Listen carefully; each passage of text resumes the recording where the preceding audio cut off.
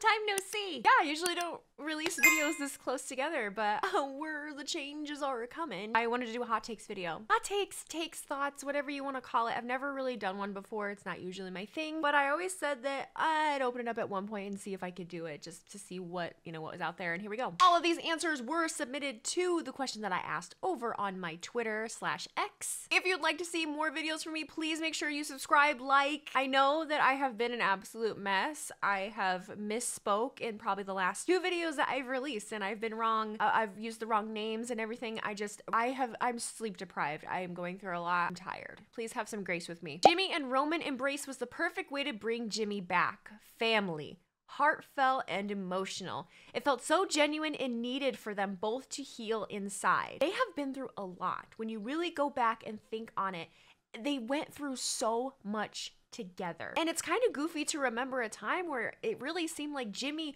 was the more open and level-headed one than Jay. Because at the end of the day, they were there for the tribal chief, but the tribal chief, I think, lost his way. The tribal chief really lost sight of what family really was. And whether that means he was getting power hungry or whether he just wasn't happy with what was going on around him, I think he's having a realization and an understanding that family is very important. And if last night was any showing, the way that they interacted with each other at the end of the show to help Cody Rhodes out, it looks like there's some communication between the two and a show of respect. It's not just Roman calling the shots, and I hope that that continues moving forward. Like him or not, Drew deserves his flowers. Tonight above all, a man that size and build went toe-to-toe with the best in the world. He deserves a rest and time to recover. I honestly agree with you very wholeheartedly. I think that Drew should step away at this point because we've seen him come back and rattle off on that microphone for months at a time about the same situation with CM Punk. Now I think would be a good time for him to go away, go rest, go spend time with his family,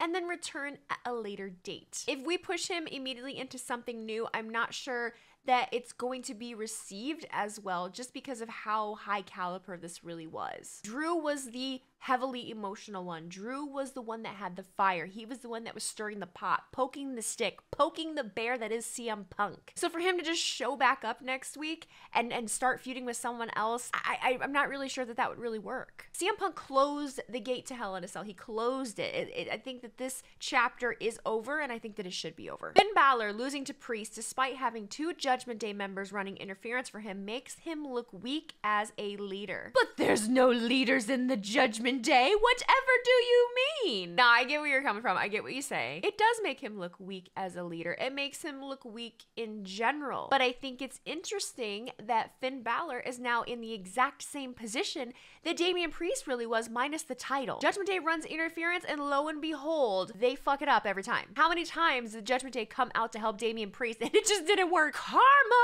My feeling is The Rock came back to let everyone know he's around. He's close and he's watching.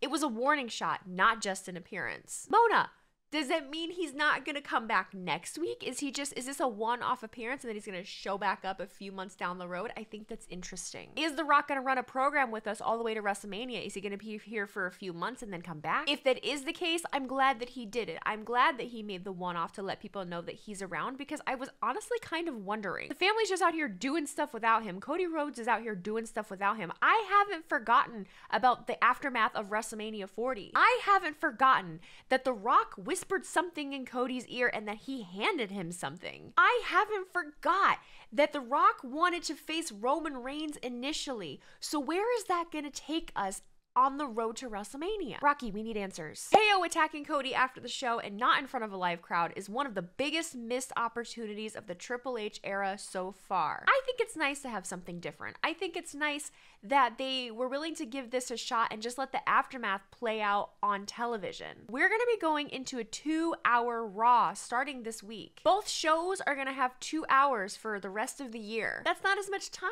to have things play out. So I think it's an interesting and kind of a cool way to let an angle play out with no cameras around and allow the universe to record it on their phone because they knew they were gonna and have the story play out that way. So now we don't have to have the actual altercation happen on live TV. We get to just have the aftermath and the replays and all of the vignettes and videos and the compilations of what people themselves took. It cuts out the middleman. I kind of think it's brilliant, and I'm excited to see where it goes. Not only that, but the altercation happening without WWE cameras around and the fans just catching it on their cameras themselves makes it feel so real. And I like that.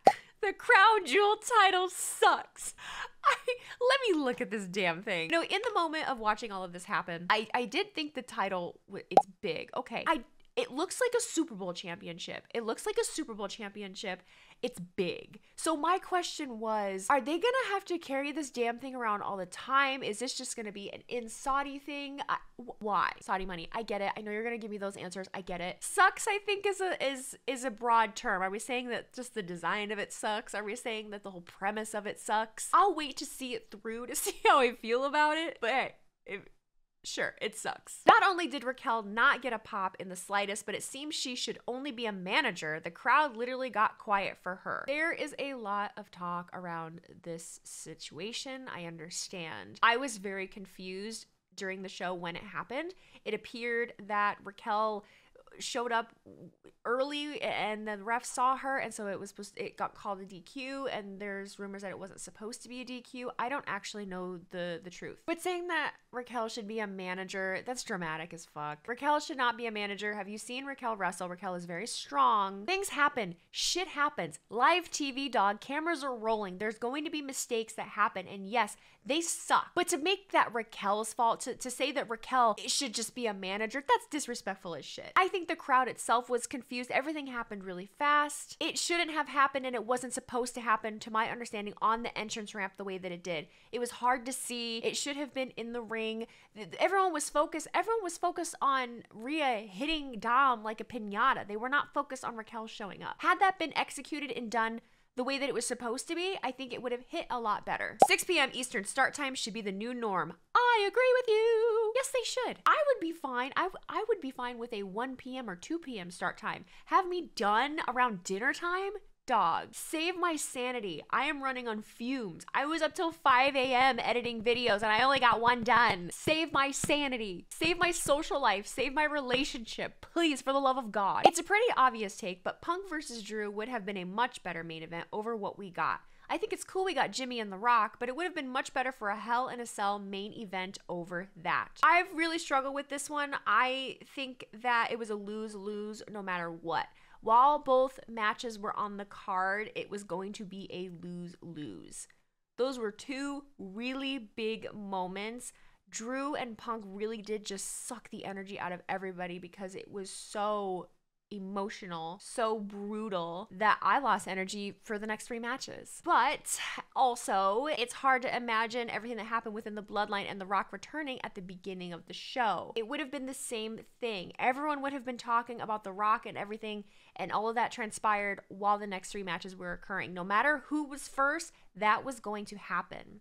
The only solution would have been to not have these 2 caliber of matches on the same show. But that's not where they landed. That's not what ended up happening. If there's any positive spin to this, I want you to think of the fact that this is setting up something for later. Yes, Drew and Punk had to go first because The Rock debuted at the end of the show. But you know what that gives us later, at a later date?